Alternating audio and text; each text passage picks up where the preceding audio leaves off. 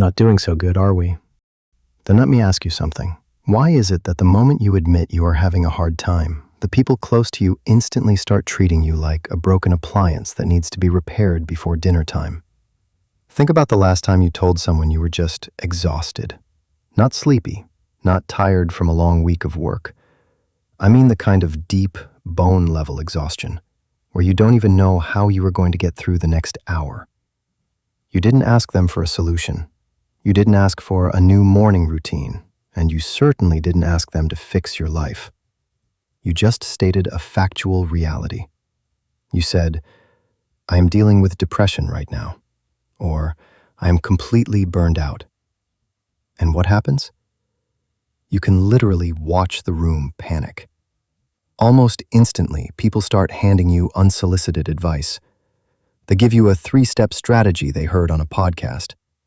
They ask if you've tried meditating or if you are getting enough protein. And they don't do this because they actually know how to help you. They do it because your depression makes them deeply uncomfortable. Your frustration ruins the mood of the room.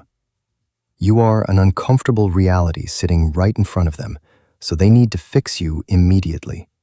Not for your sake, but so they don't have to sit there and deal with the heavy atmosphere you just brought to the table.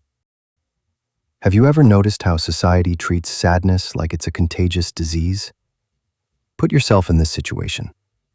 You are sitting across from someone you trust, and you tell them that you are terrified about your future.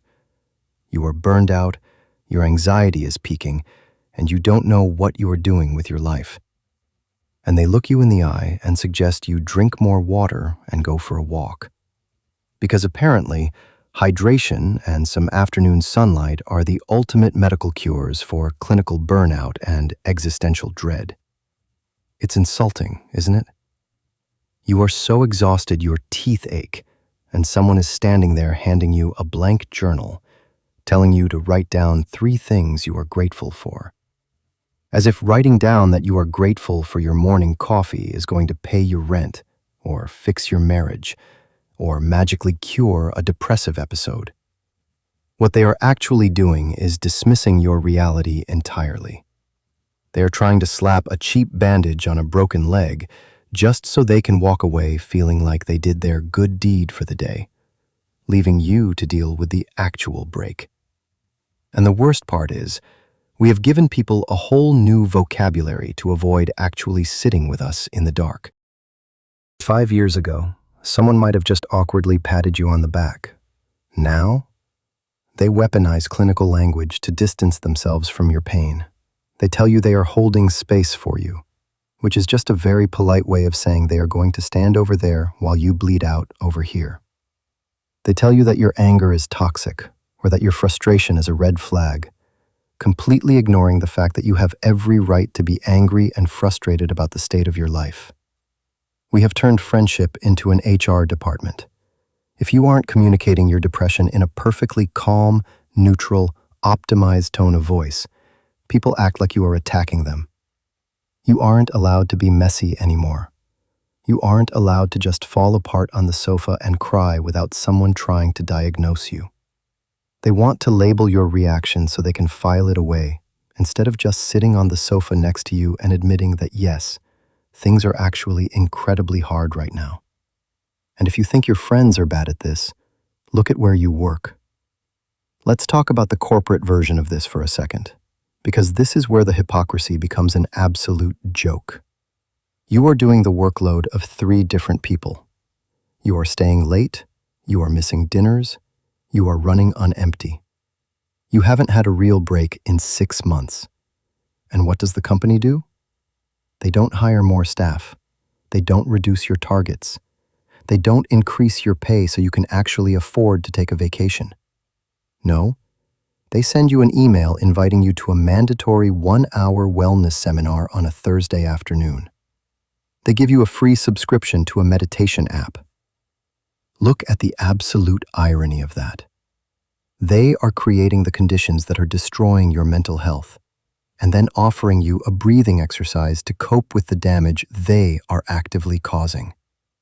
They give you a mental health day on a Friday, but all the work you missed is just waiting for you on Monday morning, piled twice as high. So you spend your supposed day of rest completely paralyzed by anxiety, dreading the return. It isn't care. It is liability management. They want you functional enough to keep producing, but not human enough to actually demand a livable life. And because of that, your free time isn't even yours anymore. Think about your weekends. Are you actually resting, or are you just recovering? Rest is what happens when you are at peace. Recovery is what happens in a hospital bed after a car crash. Most of us spend Saturday completely comatose, staring at a screen because our brains cannot process another piece of information. And by Sunday afternoon, the anxiety is already creeping back in. The dread of Monday ruins the only time you have to yourself. But society tells you that you should be using that weekend to work on yourself. You should be meal prepping. You should be going to the gym. You should be reading a book on how to be a better leader. You aren't even allowed to rest poorly anymore without feeling guilty about it. If you spend Sunday staring at the ceiling because your depression has pinned you to the mattress, you don't just feel sad. You feel like a failure because you wasted your 2 days off not being productive. But we buy into it, don't we? Look at your own nightstand right now.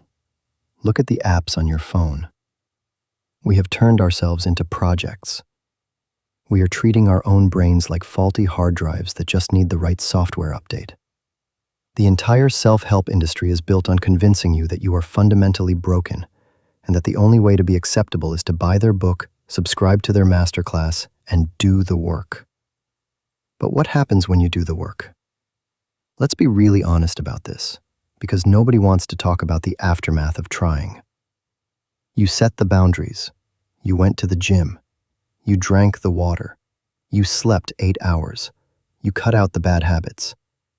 And you wake up in the morning, and you still feel completely dead inside.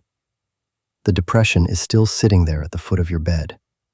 And because you bought into the lie that effort guarantees a cure, you don't just feel depressed now. You feel angry. You feel deeply, violently angry because you followed all the rules. You played their game, and the machine still won't start. You realize that you have spent years trying to optimize a brain that is just having a completely natural, human reaction to a stressful life. But let's step away from the workplace and the self-help industry. Let's talk about the people who say they love you, because this is where the friction actually hurts the most. Think about the dynamic with a partner or a best friend. When you first admit you are going through a severe depressive episode, they are incredibly supportive. Night 1, they hold you. Night 2, they tell you it's going to be okay. They tell you they are in this with you. But there is an invisible stopwatch running in the background of that support. After 2 weeks, the hugs get a little shorter. After a month, they start sighing when you say you don't have the energy to go to dinner. They support your mental health in theory, but the reality is they only support it as long as it isn't deeply inconvenient for them. They want the version of you that is fun. They want the version of you that is easy to be around. And the moment they realize your sadness isn't leaving on their preferred schedule, their patience turns into a quiet, simmering frustration. You can feel them looking at you from across the kitchen, wondering when you are finally going to get over it. And the most isolating part is that you can't even call them out on it, because technically, they haven't done anything wrong. They haven't yelled at you. They haven't left. They are just tired of you. And knowing that the person you love is actively tired of your existence is a weight that makes the original depression feel 10 times heavier. 10 times. But we have to turn the mirror around here, because we are entirely complicit in this dynamic. Why do we fake it? Why do we force a smile at that dinner when we are actually dying inside? We do it because we know exactly how heavy we are to carry. We know our depression drags our partners down. We know our anxiety exhausts our friends. So we pretend to be okay to protect them from the reality of our mental state. We act like we are bouncing back because we are terrified they will leave if they see how empty the tank actually is. We calculate exactly how much sadness the room can tolerate. We show them that exact amount, and we swallow the rest. But here is the absolute contradiction in that. While we are protecting them, we are also building a massive wall of resentment toward them. We resent the people close to us because we feel like we aren't allowed to just be sad in our own homes. We resent them for requiring us to fake our recovery, even though we are the ones choosing to put the mask on in the first place. Have you ever found yourself comforting someone else because your depression made them sad? You are the one who is completely burned out, but suddenly you are rubbing their back, apologizing for being such a burden, and reassuring them that you are going to be fine. It is a completely absurd situation. We are playing a game of hide and seek, where we are furious that nobody is finding us, but we absolutely refuse to make a sound. And if trying to manage the people in your house isn't exhausting enough, we live in a world that has completely stripped away the right to be silent. You have a phone sitting next to you right now that allows anyone, anywhere, to reach straight into your life and demand your attention. And we have just accepted this as normal. If someone messages you and you don't reply within an hour, they think you are angry with them. If you don't reply for a full day, they think you are either in danger or you are intentionally ignoring them. They simply cannot accept the factual reality that you just do not want to talk. We have lost the basic human right to be unreachable. You are expected to be plugged into a constant stream of communication, and if your anxiety is so high that you physically cannot look at a screen, you are penalized for it. You end up having to apologize for taking a day to reply. You have to invent excuses. You have to tell them you were busy with work instead of just saying the truth, which is that humans were never meant to be accessible to 100 different people at the exact same time. You shouldn't have to apologize for simply wanting to exist quietly in your own space for 24 hours. So what is the natural response to all of this? You just shut the door. You decide to stay home on a Friday night because you are completely drained. You ignore the phone. You ignore the expectations. But society won't even let you do that in peace. There is a massive difference between being lonely and simply wanting to be left alone. But we treat someone sitting alone in a room as a tragedy that needs an intervention. People act like you are in a crisis because you want to stare at the wall instead of going to a crowded restaurant to scream over the music. But sometimes, shutting the door is the only way to survive the week. It is the only place where you don't have to manage your face, manage your tone, or manage someone else's comfort. You do not owe anyone your availability. You do not owe the world an excuse for existing in your own space. And you don't have to earn your right to breathe by being constantly useful to everyone who wants a piece of your time. The hardest truth to swallow in all of this, the thing that keeps us trapped in this cycle of feeling like we are failing, is the idea that there is a finish line. We have been sold this lie that if we just work hard enough on our trauma, if we just go to enough therapy and set enough boundaries, we will reach a day where the anxiety permanently stops. We think there is a fixed version of us waiting at the end of the tunnel.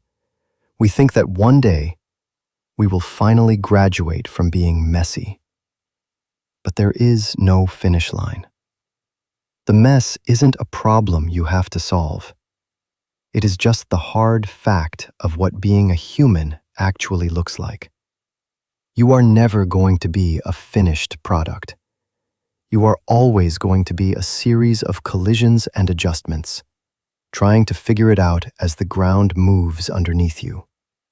And as long as you keep treating yourself like a broken machine that needs to be repaired, you are going to spend your entire life feeling incredibly disappointed.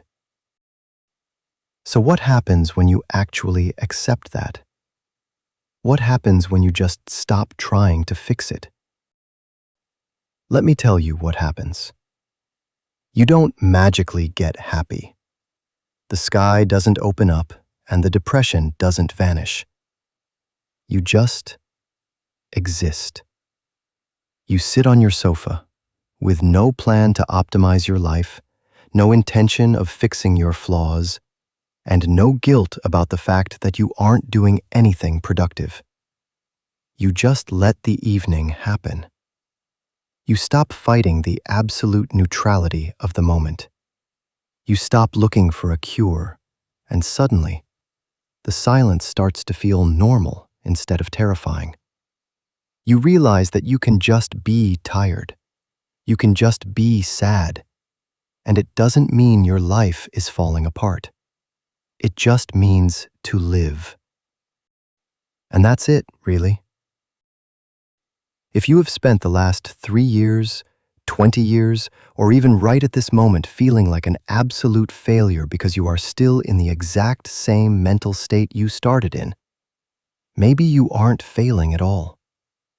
Maybe you are just surviving a world that demands a level of constant, unbroken progress that human beings simply cannot sustain. You don't have to force your way out of where you are today. You don't have to apologize for being exactly as broken as you were yesterday. You can just put the tools down. And you can leave the door locked and unlocked as many times as you need. I see you in the next video. Thank you for being here.